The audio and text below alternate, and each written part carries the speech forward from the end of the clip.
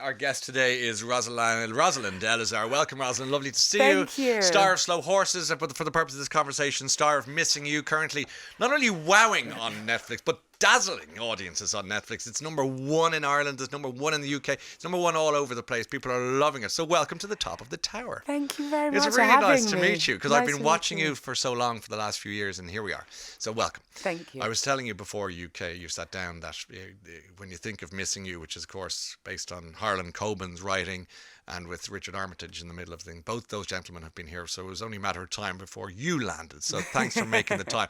Shall we talk about Missing You then, and Yes. get straight down to business and talk about the show and what it is? We'll do an elevator pitch for those who haven't seen it. I'm 4 episodes in, so off you go.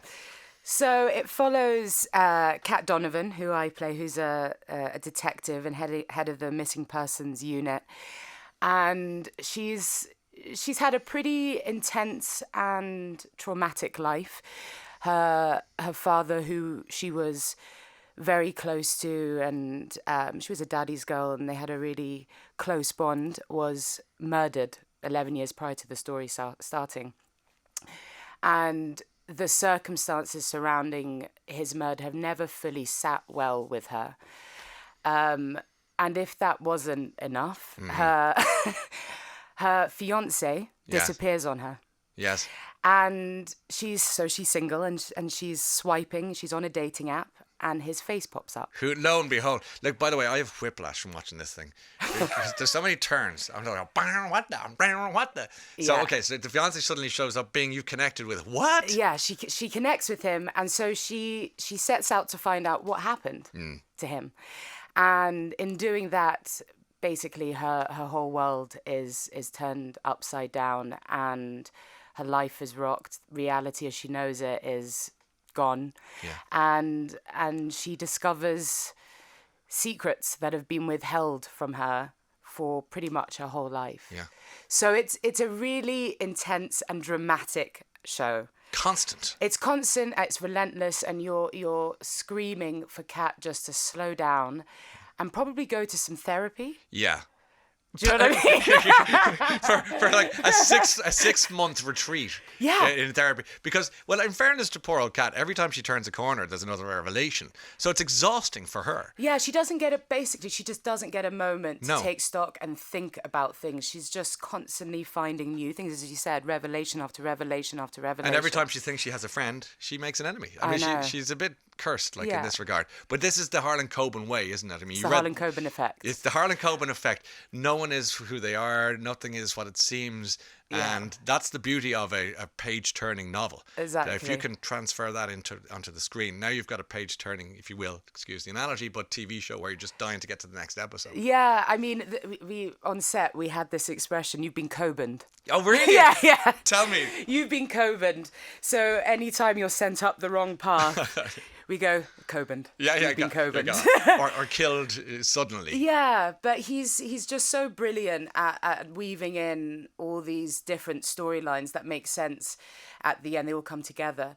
But he is the king of that. Yeah. He really, really is the king of that. And does he have a presence on set, or? Well, look, he lives in the US, Yeah, so he doesn't. but he did come over and visit, and I was very nervous that day on set because he's like watching, like, are you okay with me doing Cat? That's funny, because it's a lovely picture of the two of you on set, Yeah. just on some stage, and so he's a very friendly, Oh, pleasant he's man, so as you know. lovely. He's Yeah. so friendly, so wonderful to be around. So when you're acting on a given day, you're doing your job and you're brilliant at it, as we know. But if Harlan's there, do you suddenly find yourself going, oh God, it's like the inspector's coming in to check on the teacher? Definitely, because you sort of, he's written the book, he knows this character inside out, and you suddenly think you're being judged on every movement that you make.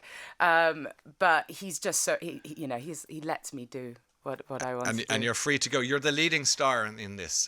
You're the top billing. Yeah. Tell me how that felt when you saw scripts or calls or what have you. I mean, did it matter to you? It's obviously really exciting. It's really, really exciting. This is my first proper lead role, and I love the challenge of that. Leading the show, basically. Yes. And how you are on set affects other people, and I'm pretty much in every scene. Yeah. So I had a great time. You had Lenny Henry in there, Richard Armitage, James our Nesbitt. cast is brilliant. Cast, Just fantastic. Mark Warren. Yes. And some really up and coming actors. Mary Malone. Yes. She's fantastic. We were so lucky with this cast, and luckily for me, I got to act with all of them. Yeah. Steve Pemberton. Oh yes, creepy. Yeah, quality very, creepy. very creepy. Quality creepy. As soon as it came on, I went, ugh. I know, but because he also plays it so normal, So it's kind quote of unquote straight. normal, Yeah, it's just perfect. Can I say thank you for Slow Horses? You are just immaculate. You are exquisite in Slow Horses. I love what you do in that.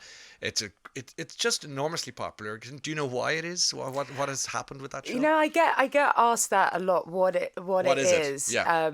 Obviously, it really took off after season 3. I think that it crosses so many genres, and it's therefore unique. You know, it's. I always say it's sort of an office drama set in the spy world. Oh, that's brilliant. That's really good. Do you know what I mean? Yeah. And also all the characters, they're so direct. Yeah.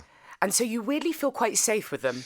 You know, I can smell Gary Oldman off the TV. Everyone talks about. And They're like, does he actually smell? It's like the room suddenly. You know, it's because he's on, and you just smell socks and unclean and tobacco, what have you. But you're right. I remember talking to somebody about the spy craft, and they said James Bond is gas, is funny and what have you, but the spy world is probably the most boring. You spend a lot of time in a terrace house looking through a net curtain, looking at another house. It sounds like the most boring. So Slow Horses managed to capture that mundanity, if you will, but also that little soupçon of adventure. Then, yeah, exactly. And I also think they are real people who happen to be spies. Yes, is what I you really might enjoy. know one of them. Yeah, exactly. Yeah. And we actually, at the beginning of our research, we had an ex-MI5 agent come and speak to us, and I was actually quite shocked about how normal he is. I mean, Slow Horses aren't normal. They're not exactly people that you want to go to dinner with. But you were expecting this guy to walk in the room like, bam, yeah. And I was like, oh, I'm slightly disappointed. Yeah, I'm having a 0-0 beer. Exactly. Nothing shaken, no. But he did, he spoke a lot about how you have to keep everything to yourself and what, the toll that takes on your life. I think it has to be internalized the whole time. Yeah. God, what a weird life and a weird world to exist in. I know, and I think you're only allowed to tell one other person what your real life, who you really are, like your spouse or a designated survivor. Yeah. Just in case something happens.